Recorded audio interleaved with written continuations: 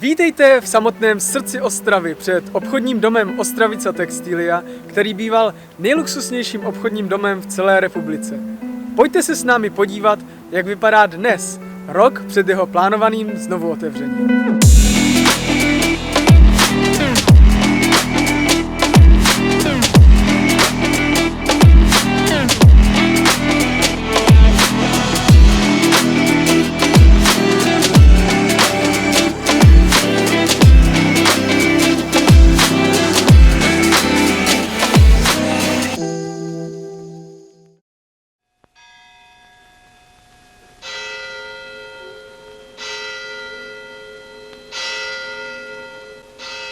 Tento příběh se mohl stát kdekoliv u nás, ale místem skutečné události byla Ostrava.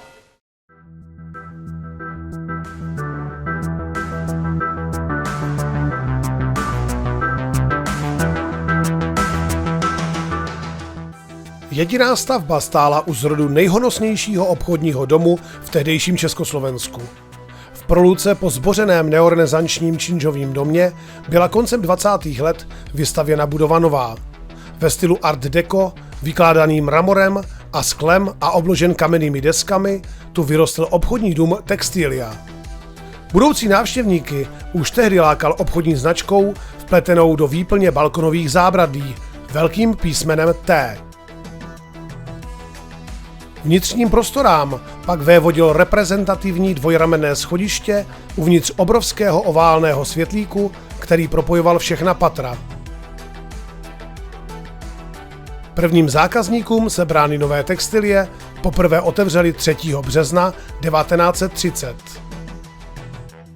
Dokázali jsme, že jsme skutečně nejvelkolepějším a nejschopnějším domem republiky. Stálo pak v místních novinách hned po prvním zahajovacím týdnu.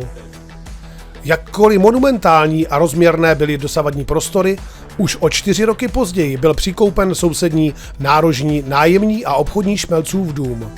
Vznikl tak opravdový obchodní palác, zaměstnávající na 400 prodavaček, švadlen a krejčích.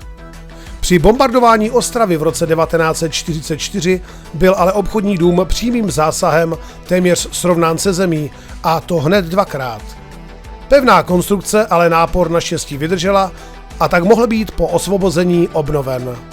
A přišly velké změny. Byl znárodněn, interiéry byly nově vybaveny a upraveny v bruselském stylu, exteriéry opatřeny zářícími neony. Od 60. let byla navíc prodejní plocha znovu rozšířena, a to o prostory bývalé obchodní a průmyslové banky. Na svou dobu gigantický obchodní komplex přešel pod vyhlášenou značku Prior a svou novou etapu začal s novým jménem Módní dům Ostravica. Módní dům Ostravica oznamuje všem svým ctěným zákazníkům a příznivcům, že byl zprivatizován a jeho nový název bude Módní dům Ostravica Textilia. Spojení názvu po revoluci odkazovalo k tradici a úspěchu obchodního domu po celou dobu jeho historie. V následujícím období navíc získal několik prestižních státních i mezinárodních ocenění a hostil řadu módních přehlídek. Osudový den 7. dubna 2000 ale přišel pro Ostravici Textilii s další ranou.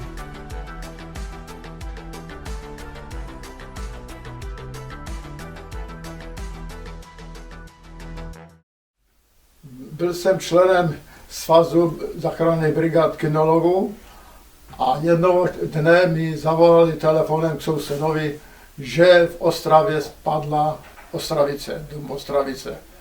Tak jsme naskočili do auta ještě s jednou paní Olšarovou a jeli jsme, co to dalo, i přes rychlost překračovali na Sikoru most a do Ostravy a tam už nás čekala policie a tam jsme měli sraz s ostatníma z kraje a ostatníma pomocníkama. Tam jsme se rozdělili, kdo půjde kdy, v jakém pořadí a měli jsme opravdu strach, protože když propadly 2 patra, tak to není žádná legrace ani pro pejsky, ani pro ty osoby. A po delším tím chystání jsme nakonec zjistili, že všech 7 se vrátilo v pohodě ze svačiny.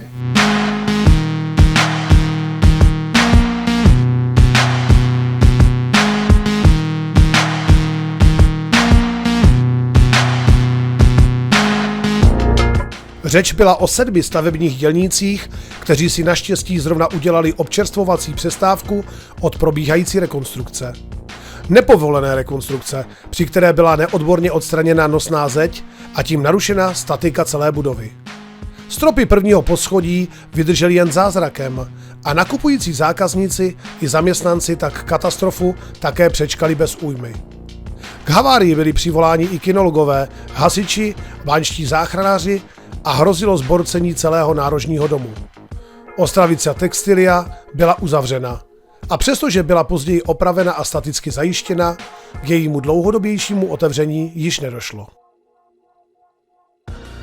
Kvůli vleklým soudním a jiným sporům o následné osudy historického komplexu obchodní dům ještě dále chátral, byl devastován a postupně rozkrádán vlivem nedostatečného zabezpečení.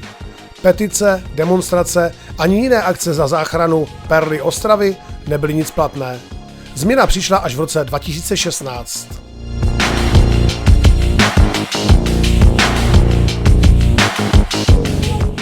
Vytvořením největší street artové malby v republice na jedné z jejich zdí ukázal slavný americký umělec, že Ostravica Textilia se nevzdává.